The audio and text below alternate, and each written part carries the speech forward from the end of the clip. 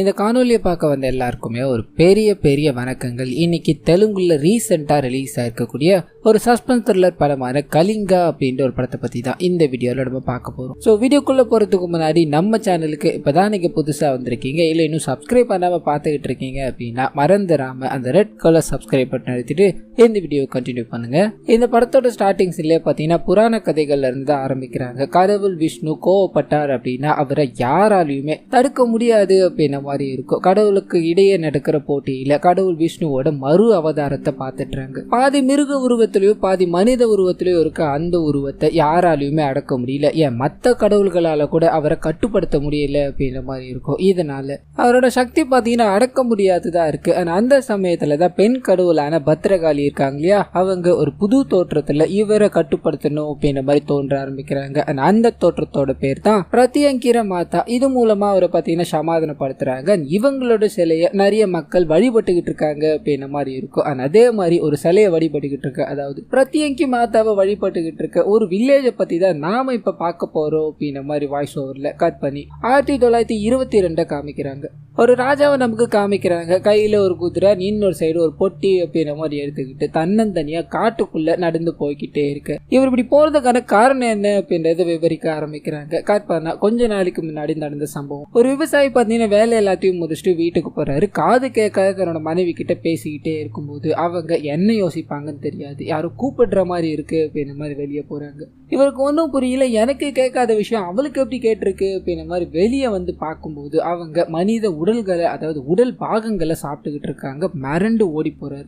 இன்னொரு பக்கம் காட்டுக்குள்ள ஒரு நபர் தனியா நடந்து வந்துகிட்டே இருக்கும்போது அவருக்கும் பார்த்தீங்கன்னா யாரோ தன்னை கூப்பிடுற மாதிரியான சத்தம் கேட்குது. உடல்நிலை எல்லாமே மாறி போய் பக்கத்துல ஒரு பெரிய கிளை மாதிரி இருக்கும், அதுல தலைய சொருகி அந்த இடத்துல துடிக்க இறந்து போறாரு அப்படின்ற மாதிரி காமிச்சிட்டு இன்னொரு பக்கம் ஒரு குட்டி குழந்தைய நமக்கு காமிக்கிறாங்க. விளையாடிக்கிட்டே இருக்கும்போது என்ன யோசிப்பாங்கன்னு தெரியாது. பக்கத்துல அந்த முடி திருத்தம் பண்ணுவாங்க இல்லையா, கத்திலாம் வச்சிருப்பாங்க. அந்த கத்தி எடுத்து தன்னோட காதை தானே அறுத்து அந்த காதை சாப்பிட்டுக்கிட்டு இருக்க மாதிரி காமிக்கிறாங்க. ஸோ ஊருக்குள்ள இப்படி ஒரு வினோதமான சம்பவங்கள்லாம் நடந்து போயிருச்சு அப்படின்ற மாதிரி எல்லாருமே பயந்துக்கிட்டு ராஜா இருக்கா இல்லையா, அவர்கிட்ட ஓடி போக அவர் என்ன பண்ணுறதுன்னு தெரியாம மக்களுக்கு ஒன்று அப்படின்னா நான் எதையும் செய்ய தயாரா இருக்க, கொஞ்ச நேரம் இருங்க அப்படின்ற மாதிரி வீட்டுக்குள்ள போறாரு. வயது முதிர்ந்த ஒரு லேடி இருப்பாங்க. அவங்க கிட்ட போய் நடந்த விஷயங்கள் எல்லாத்தையும் ஷேர் பண்ண அவங்க இவர்கிட்ட சில விஷயங்களை சொல்ற மாதிரி காமிக்கிறாங்க. அது என்ன அப்படின்றது இப்ப ரிவீல் பண்ணாம அந்த நபர் இருக்கா இல்லையா, அதாவது ராஜா, குதிரையை எடுத்துக்கிட்டு கையில ஒரு பெட்டி எடுத்துக்கிட்டு ஊர் மக்களுக்காக நான் இதை பண்ண போறேன் அப்படின்ற மாதிரி தன்னோட குழந்தைகள் மக்கள் அப்படின்ற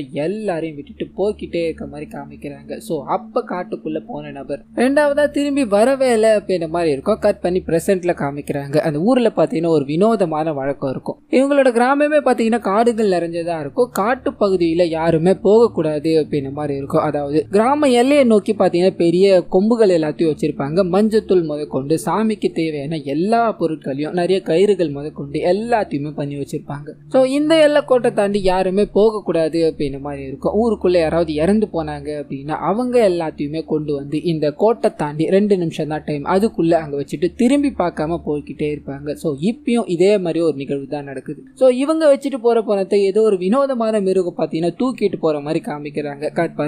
நம்ம படத்தோட ஹீரோ வந்து லிங்கா அப்படின்றவரை அறிமுகப்படுத்துறாங்க. அவரோட நெருங்கிய நண்பர் கூட சேர்ந்து காட்டுக்குள்ள இன்னொரு பகுதியில பாத்தீங்கன்னா சாராயத்தை காய்ச்சிக்கிட்டு இருப்பார் அப்படின்ற மாதிரி இருக்கும். குடிச்சிட்டு நிறைய பேர் காசு தராம போய்கிட்டே இருப்பாங்க. ஸோ லிங்காக்கு இங்க ஒரு ஓப்பனிங் ஃபைட் இருக்கு அப்படின்ற மாதிரி இந்த ஃபைட்டை நம்ம எடுத்துக்கலாம். அன்காட் பண்ண ஊருக்குள்ள இருக்க ஒரு 2 பெரிய தலைகளை காமிக்கிறாங்க. அண்ணன் தம்பி 2 பேருமே ஊருக்குள்ள இருக்க எல்லாருக்கிட்டையுமே பாத்தீங்கன்னா நிலத்தை அடிச்சு புடுங்குறவங்க. அந்த தம்பிக்கு பாத்தீங்கன்னா பெண்கள் மீது அதீத ஈடுபாடு. ஒரு பெண்ணை அடையணும் அப்படின்னா எந்த எல்லைக்கும் போவார் அப்படின்ற மாதிரி இந்த 2 கேரக்டர்ஸும் நமக்கு காமிச்சிட்டு ஒரு அப்பாவி நபர் பாத்தீங்கன்னா கடன் எல்லாத்தையும் கட்டி முடிச்சுட்டு என்னோட நிலப்பத்திரத்தை கொடுக்க முடியுமா அப்படின்ற மாதிரி வந்து கேட்கிறாரு. இவங்க பணத்தை கட்டின சரி, ஆனா உன் நிலத்தை கொடுக்கறதுக்கு எனக்கு மனசு வரலையே, நீ நல்லா சாப்பிட்டு போ, மற்றபடி எதுவும் கிடைக்காதுன்னு சொல்ல இந்த மனுஷன் காலில் விழுந்து கெஞ்சிக்கிட்டே இருக்காரு. கோவத்தோட உச்ச கட்டத்துக்கே போய் அந்த தம்பி இருக்கா இல்லையா வில்லன், அவர் பாத்தீங்கன்னா ஒரே வெட்டு, அண்ணனை இவ்வளவு நேரமா கெஞ்ச விடுவா, போடா செத்து போடா அப்படின்ற மாதிரி அந்த இடத்துல கொலை பண்ணி போட கட் பண்ணி ஊருக்குள்ள ஒரு திருவிழா. ஊர் மக்கள் எல்லாருமே அதுல கலந்துக்கிறாங்க. சந்தோஷமா ஆடி பாடி கொண்டாடிக்கிட்டு இருக்காங்க. அது கூடவே ஊருக்குள்ள திருவிழா முடிகிற வரைக்கும் யாருமே ஊரை விட்டு வெளியே போக கூடாது, அதுவும் குறிப்பா அந்த எல்லைக்கோட்டை தாண்டி போகவே கூடாது அப்படின்ற மாதிரி ஒரு ரூல போட்டு ஊர் மக்கள் எல்லாரையும் பாத்தீங்கன்னா நைட்டோட நைட்டா கதவை எல்லாத்தையும் சாத்திக்கிறாங்க. ஒரு 2 பேர் அதாவது வினோதமா இருப்பாங்க, மந்திரங்கள் எல்லாத்தையும் பண்ணுவாங்க. அவங்க ரத்தம் கலந்த சாதத்தை பாத்தீங்கன்னா வீடுகள் தோறும் வீசிக்கிட்டு இருக்காங்க. அது கூடவே விலங்குகளோட உடல் பாகங்கள் இருக்கும் இல்லையா, அது எல்லாத்தையும் கடிச்சு துப்பிக்கிட்டு இருக்காங்க அப்படின்ற மாதிரியான ஒரு வினோதமான விஷயத்த காமிக்கிறாங்க. அப்படியே கட் பண்ணி நம்ம ஹீரோ கிட்டே போகுது. இவரோட நண்பர்கிட்ட கூட சொல்லாம பாத்தீங்கன்னா யாருக்கும் தெரியாம காட்டுக்குள்ள போயிட்டு வந்துகிட்டு இருக்காரு அப்படின்ற விஷயத்த காமிக்கிறாங்க. கையில பாத்தீங்கன்னா ஒரு பொட்டியை வச்சிருப்பாரு. அது என்ன அப்படின்றத நமக்கு ரிவீல் பண்ணல. அங்க இருந்து கிளம்பி தன்னோட நண்பனை போய் சந்திக்கிறாரு. வாடா கொஞ்சம் வெளியே போகலாம் அப்படின்ற மாதிரி கூப்பிட்டு போக எங்கன்னு பார்த்தா இவரோட காதலி, அதாவது சின்ன வயசுல இருந்து இவர் காதலிக்கிற அப்படின்ற மாதிரி ஊர்ல இருக்க நம்ம ஹீரோயின் பின்னாடி சுத்திக்கிட்டு இருக்காரு அப்படின்ற மாதிரி இருக்கும். ஸோ இன்னைக்காவது காதலை வெளிப்படுத்தலாமா அப்படின்ற மாதிரி அவங்கள கூப்பிட்டு வச்சு, உனக்கு எனக்கு பிடிச்சிருக்கா இல்லையான்லாம் தெரியல, ஆனா எனக்கு ஒன்று ரொம்ப பிடிச்சிருக்கு அப்படின்ற மாதிரி சொல்ல அவங்க எதுவுமே பேசாம எந்த பதிலும் சொல்லாம போய்கிட்டே இருக்காங்க. ஆனா அப்படியே கட் பண்ண ஹீரோ சின்ன வயசுல தன்னோட தாத்தா கூட அந்த காட்டுல வந்துகிட்டே இருக்கும்போது ஏதோ ஒரு டிராஜடியான சம்பவம் நடந்திருக்கும் போல அந்த சம்பவங்கள் எல்லாமே கண்ணு முன்னாடி வந்து போற மாதிரி காமிக்கிறாங்க. தூக்கத்துல இருந்து எழுந்துக்கிறார். ஸோ கரவால கஷ்டப்பட்டார் அப்படின்ற விஷயத்த காமிச்சிட்டு கட் பண்ணி அந்த காடு இருக்கு இல்லையா, காட்டுக்குள்ள நிறவாத கர்ப்பிணி பெண்ணும் அவங்களோட குழந்தையும் பாத்தீங்கன்னா நடந்து போய்கிட்டே இருக்காங்க. திடீர்னு அந்த குழந்தைய காணும். அந்த குழந்தை எங்க போயிடுச்சு அப்படின்னு நம்ம தேடிக்கிட்டே இருக்கும்போது ஒரு வயசான நபர் அங்க வராரு. அம்மா அந்த எல்லையை தாண்டில போகாதம்மா, உன்னோட குழந்தை இங்கதான் எங்கன்னா இருக்கும், பார்த்து கூட்டு போமா அப்படின்ற மாதிரி சொல்லிட்டு போய்கிட்டே இருக்க இவங்க எல்லைக்கோட்டை பாக்குறாங்க. தன்னோட குழந்தை உள்ள போயிருக்குமா இல்லையா அப்படின்ற சந்தேகத்தோட உள்ள போய் குழந்தை பேரை சொல்லி கத்திக்கிட்டே இருக்க கட் பண்ணி அந்த வயசான நபர் இருக்கா இல்லையா அவர்கிட்ட, அதாவது அவர் எதிரில் பாத்தீங்கன்னா அந்த குழந்தை இருக்க மாதிரி காமிக்கிறாங்க. உன்னோட அம்மா இப்பதான் உன்னை தேடிக்கிட்டு போனாங்க, நீ இங்க இருக்க அப்படின்னா உன் அம்மா எங்க போனாங்கன்னு சொல்லி திரும்ப அப்படியே கட் பண்ணி அந்த எல்லைக்கோட்டை தாண்டி நமக்கு காமிக்கிறாங்க. அந்த லேடி இருக்காங்க இல்லையா, அவங்க அந்த வினோதமான கிரியேச்சரால தாக்கப்பட்டு ரத்த வெள்ளத்துல துடிக்கிறாங்க அப்படின்ற மாதிரி இருக்கும். அது அதாவது அந்த மிருகம் பார்த்தீங்கன்னா இழுத்துட்டு போய்கிட்டே இருக்கு. கட் பண்ணி அந்த 2வது வில்லன் இருக்கா இல்லையா தம்பி, அவர்கிட்ட போகுது. அவர் ஒரு சின்ன பொண்ணை பாக்குறாரு. பார்த்த உடனே பிடிச்சி போயிடுது. அவங்கள அடையணும் அப்படின்றதுக்காக என்னென்னமோ பண்ணிக்கிட்டே இருக்க இந்த விஷயத்த ஹீரோயின் கவனிக்கிறாங்க. அவரை பயங்கரமா மிரட்டி விட்டுட்டு இங்க இருந்து போகல அப்படின்னா உன்னை கொன்னுடுவேண்டா அப்படின்ற மாதிரி ஆயுதங்கள் எல்லாத்தையும் காமிச்சு பயமுறுத்தி அனுப்பி விட பயங்கர கடுப்போட அண்ணன் கிட்ட போறாரு. நம்மளை பார்த்து ஒருத்தி பயப்படாம நிக்கிறா அப்படின்னா முதல்ல அவளோட மானத்தை அழிக்கணும், அதுக்கப்புறமா தான் அவளை அழிக்கணும் அப்படின்ற மாதிரி அண்ணன் அனுப்பிவிட இவர் வேகமா ஹீரோயினோட வீட்டுக்கு போறாரு. அவங்கள தரன்னு பிடிச்சி இழுத்துட்டு வந்துட்டு அத்தனை பேர் முன்னாடி என்ன அசிங்கப்படுத்தினால நீ காலையில எதுவும் பண்ணாம இருந்தது அப்படின்னா இந்த நிலைமை உனக்கு வந்திருக்காது, இப்போ இது உனக்கு தேவையா அப்படின்ற மாதிரி அவங்கள நெருங்க போகும்போது அந்த சமயம்னு பார்த்து நம்ம ஹீரோவோட என்ட்ரி. இது நேரம் வரைக்கும் ஊர் பிரச்சனையில தலையிடாத மனுஷன் இந்த சம்பவத்திலிருந்து வில்லன்கள் கூட பகைச்சுக்கிட்டார் அப்படின்ற மாதிரி இருக்கும். அந்த நபரை போட்டு பயங்கரமா அடிச்சுட்டு இங்கிருந்து ஓடி போகடா அப்படின்ற மாதிரி தரத்தி விட இது நேரம் வரைக்கும் ஹீரோயின் காதலை சொல்லாமலே தான் வேலை கொடுத்துக்கிட்டு இருந்தாங்க இல்லையா, இப்போ இந்த சம்பவத்தால காதலை லிங்கா கிட்ட வெளிப்படுத்திட்டாங்க அப்படின்ற மாதிரி இருக்கும். ஸோ இவங்களுக்காக ஒரு லவ் சாங் போக ஆரம்பிக்குது. காதலை பயங்கரமா வளர்க்க ஆரம்பிக்கிறாங்க. ஆனா அதே சமயத்துல ஊருக்குள்ள ஒரு பெண் சாமியாரை பார்த்தீங்கன்னா காமிக்கிறாங்க. ஏதோ ஒரு பொண்ணுக்கு சூனியம் வச்சிருப்பாங்க. அந்த சூனியத்தை எடுக்கணும் அப்படின்றதுக்காக நிறைய மாந்திரிக வேலைகள் எல்லாத்துலயும் ஈடுபட்டுக்கிட்டு இருக்காங்க அப்படின்ற மாதிரி காமிச்சிட்டு மறுபடியும் அவன் ஹீரோ கிட்டே போக ஆரம்பிக்குது. காதல்ல விழுந்துட்டா இல்லையா,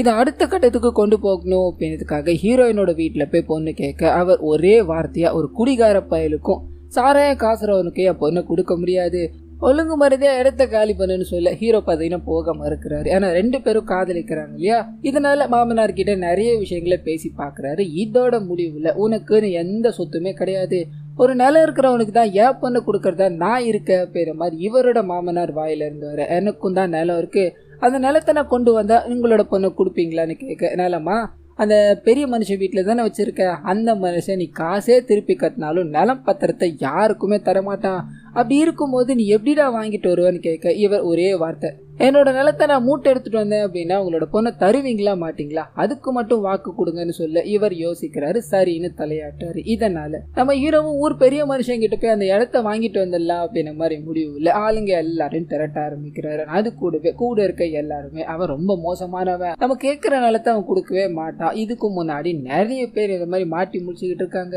இது உனக்கு தேவைதானா அப்படின்ற மாதிரி கேட்டுக்கிட்டே இருக்க இவரோட மனசுக்குள்ள மனசுக்குள்ள ஒரு தைரியம். நிறைய பேரை கூப்பிட்டுக்கிட்டு இதுக்கு அடுத்த நாள் காலையில அந்த ஊர் பெரியவரை போய் பாக்குறாரு. என்னோட அப்பா காலத்துல என் தாத்தா காலத்துல கொடுத்தனால எனக்கு திரும்பி வேணும், அதுக்கான வட்டி எல்லாத்தையுமே என் அப்பா முதற்கொண்டு என் தாத்தா வரைக்கும் இன்னைக்கு கூட நான் கட்டிக்கிட்டு தான் இருக்கேன், அது எல்லாமே சரியா போச்சுன்னு கேட்க இந்த மனுஷன் 53 வருஷத்துக்கு முன்னாடி கொடுத்ததை இப்போ வந்து கேட்கிற. சரி, அதை வச்சு நீ என்னதான் பண்ண போறேன்னு கேட்க ஹீரோ, நான் என்னமோ பண்ணிட்டு போறேன், எனக்கு உரிமையான நிலத்தை நீ திருப்பி கொடுத்து தான் ஆகணும் அப்படின்ற மாதிரி மொரப்பா பேசிக்கிட்டே இருக்க இவர் வேற வழி இல்லாம, சரி நான் உனக்கு ஒரு பம்பர் ஆஃபர் தரேன், அது வேணும்னா நீ எடுத்துக்கோ அப்படின்ற மாதிரி சொல்லிட்டு இவரோட 2 ஏக்கர் நிலம் தான் பாத்தீங்கன்னா இவங்களோட ஃபேமிலி கிட்ட இருக்கும், அதுக்கு பதிலாக நான் ஒரு 4 ஏக்கர் நிலம் தரேன், அதை வச்சுக்க முடியுமான்னு கேட்க ஹீரோவும் மேலும் கீழே யோசிக்கிறாரு. சரின்னு தலையாட்டு. காட்டுக்கு நடுவுல இருக்க ஒரு 4 ஏக்கர் நிலம் பார்த்தீங்கன்னா ஹீரோவோட பேருக்கு எழுதப்படுது. ஆனால் அதே சமயத்துல காட்டுக்குள்ள மறுபடியும் ஒரு நபர் வழி தெரியாம மாட்டிக்கிட்டார் அப்படின்ற விஷயத்த காமிச்சு அந்த வினோதமான மிருகத்தால அடிச்சு கொலை பண்ணப்பட்டாரு. அவரோட உடல் பாகங்கள் எல்லாத்தையுமே அந்த வினோதமான மிருகம் எடுத்து சாப்பிட்டுக்கிட்டு இருக்கு அப்படின்ற விஷயத்த காமிச்சிட்டு கட் பண்ணி ஹீரோவோட சின்ன வயசுல அவரோட தாத்தா கூட இந்த காட்டுக்குள்ள நடந்து போய்கிட்டே இருக்க மாதிரி காமிக்கிறாங்க. கையில ஒரு பொட்டி இருக்கும். இந்த பொட்டியில தான் நீ யாரு அப்படின்ற விஷயங்கள் ஒளிஞ்சிருக்கு, இந்த பொட்டியை பிரிச்சு பார்த்த அப்படின்னா உனக்கானது கிடைக்கும் அப்படின்ற மாதிரி தாத்தா பேசிட்டு போய்கிட்டே இருக்கும்போது திடீர்னு தாத்தாவை காணும். தன்னோட தாத்தாவை சுத்தி சுத்தி தேட ஆரம்பிக்கிறான். அப்ப மரத்து மேல இருந்து ரத்தம் சொட்டு சொட்டா விழுகிறத பாக்குறான். பயந்து போய் அப்படியே நிக்க தூக்கத்துல இருந்து நம்ம ஹீரோ கண் முழிக்கிறார். சோ டிராஜடியான சம்பவத்தால இன்னும் கஷ்டப்பட்டுக்கிட்டு இருக்காரு அப்படின்ற விஷயத்த காமிச்சிட்டு நிலம் நம்ம கைக்கு வந்துருச்சு, இதுக்கு மேல எதுக்காக பொறுக்கணும் அப்படின்ற மாதிரி காதலிச்ச பொண்ணை கல்யாணம் பண்ணிட்டு அவங்க கூட சந்தோஷமா இருக்காரு அப்படின்ற விஷயங்கள் எல்லாத்தையும் காமிக்கிறாங்க. இப்ப இவரோட கைக்கு 4 ஏக்கர் நிலம் வந்துருச்சு இல்லையா, அதுல ஏதாவது விவசாயம் பண்ணி பொழைச்சிக்கலாம் அப்படின்றதுக்காக இவரோட நண்பரை கூப்பிடலான்னு போக மனுஷன் உள்ள போய் சேர்த்துட்டு வரவா, நான் வரலப்பான்னு சொல்ல இவர் கம்பல் பண்ணி கூப்பிட்டுக்கிட்டே இருக்காரு. சரின்னு சம்மதிக்கிறாரு. கட் பண்ணா ஹீரோயின் இருக்காங்க இல்லையா, சாமியை கும்பிட்டு வெளியே வரும்போது அந்த மந்திரம் போடுவாங்க இல்லையா, அந்த லேடி சாவுக்கான நேரம் உங்களை நோக்கி வந்துகிட்டு இருக்கு, உங்களோட கணவர் ஆபத்துல இருக்காரு அப்படின்ற மாதிரி சொல்ல இவங்க பயந்துகிட்டே வேகமா தன்னோட கணவரை கட்டி பிடிச்சி நீங்க அந்த காட்டுக்குள்ள போக வேணாம், நீங்க இங்கேயே இருங்கன்னு சொல்ல இந்த மனுஷன் பார்த்தீங்கன்னா அதெல்லாம் நம்புறதா தெரியல. 1000 பேர் 1000 சொல்லுவாங்க, அதெல்லாம் நம்பிக்கிட்டு இருக்க முடியுமா அப்படின்ற மாதிரி இவரோட நண்பரை கூப்பிட்டுக்கிட்டு அந்த எல்லை கூட தாண்டி கால் வைக்கிற மாதிரி காமிக்கிறாங்க. அண்ட் இவங்க கால் வச்சதுல இருந்து இவங்கள ஏதோ ஒரு உருவம் ஃபாலோ பண்ணிக்கிட்டே இருக்க மாதிரி, ஆனா அவங்கள நெருங்கணும்னு போகும்போது ஏதோ ஒரு சக்தி தடுக்கிற மாதிரியான விஷயங்களை நமக்கு காமிச்சுக்கிட்டே இருக்காங்க. அண்ட் அந்த இடத்துல பாத்தீங்கன்னா நிறைய எலும்பு கூடுகள், மனித எலும்பு கூடுகள் தான். ஸோ உள்ள வந்தவங்க யாருமே ரிட்டர்ன் போகல அப்படின்ற மாதிரி இருக்கும். வில்லனோட கேங்குக்கு அந்த நிலத்தை கொடுத்ததால ஒரு பெனிஃபிட் தான், ஏன்னா இவனை டைரக்டா எதிர்க்கிறதை விட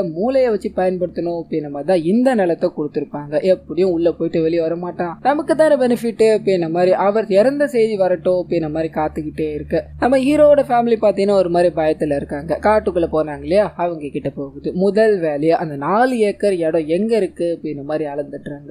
நீங்க என்ன பண்ணலாம் அப்படின்றத அப்புறம் யோசிக்கலாம் அப்படின்ற மாதிரி படுத்து தூங்க ஆரம்பிக்கிறாங்க. நாட்கள் அதாவது 1 நாள் 2 நாள் அப்படின்ற மாதிரி ஓடி போயிடுது. என்ன பண்ணும் அப்படின்றது கரெக்டா உங்களுக்கு கிராக் ஆகுற மாதிரியே தெரியல. ஹீரோட நண்பருடைய என்ன பிளானோட நீங்க வந்திருக்க அப்படின்ற மாதிரி சொல்ல அப்பதான் ஹீரோ இது நாள் வரைக்கும் ஒளிச்சு வச்சுக்கிட்டு இருந்த ஒரு விஷயத்த பாத்தீங்கன்னா ரிவீல் பண்ண ஆரம்பிக்கிறாரு. இந்த மனுஷன் இங்க வந்தது விவசாயம் பண்ணணும் அப்படின்றதுக்காகலாம் இல்ல, சின்ன வயசுல தன்னோட தாத்தாவோட சேர்த்து தாத்தாவோட பொட்டியும் தொலைச்சிட்டார் அப்படின்ற மாதிரி இருக்கும் இல்லையா, அப்பத்துல இருந்து இப்போ வரைக்கும் தாத்தாவோட பொட்டிங்க எங்கேயாவது கிடைக்குமா அப்படின்ற மாதிரி தான் ஊருக்குள்ள நிறைய முறை தேடிக்கிட்டே இருந்திருப்பாரு, காட்டுக்குள்ளேயும் சுத்திக்கிட்டு இருந்திருப்பாரு. அது இதுக்கு முன்னாடி ஹீரோ யாருக்கும் தெரியாம ஒரு பொட்டியை தூக்கிட்டு போனார் அப்படின்ற மாதிரி சொல்லியிருந்தா இல்லையா, அப்ப பாத்தீங்கன்னா பொட்டி கிடைச்சிருக்கும். அதுல இருக்கிற விஷயங்கள் எல்லாத்தையும் திறந்து பார்க்கும்போது இந்த காட்டுக்குள்ள இருக்க மர்மம் என்ன அப்படின்றது இது மூலமா விலக ஆரம்பிக்குது. இந்த ஏரியா இருக்கு இல்லையா, இது கலிங்க நாடு அப்படின்ற மாதிரி ராஜாக்கள் ஆண்ட காலத்துல பாத்தீங்கன்னா இருந்திருக்கும். கலிங்க நாட்டை அழிக்கிறதுக்கு யாராலையுமே முடியாது அப்படின்ற மாதிரி இருக்கும். அண்ட் ராஜா பாத்தீங்கன்னா ரொம்ப நல்லாவே ஆண்டுகிட்டு இருக்காரு அப்படின்ற மாதிரியும் இருக்கும். அண்ட் இதை தடுக்கணும் அப்படின்றதுக்காக பக்கத்து நாட்டுல இருக்க ஒரு ராஜா பாத்தீங்கன்னா இவங்க மேல போர் தொடுக்க ஆரம்பிக்கிறாரு. தோல்வியை தழுவுறாரு. என்ன பண்றதுன்னு தெரியாம ரொம்ப கஷ்டத்துல அவர் இறந்து போயிட்டார் அப்படின்ற மாதிரி இருக்கும். அண்ட் அவருக்கு அப்புறமா அவரோட பையன் இதை எழுதுக்கிட்டு அந்த கலிங்க நாடை ஏதாவது பண்ணணும் அப்படின்ற மாதிரி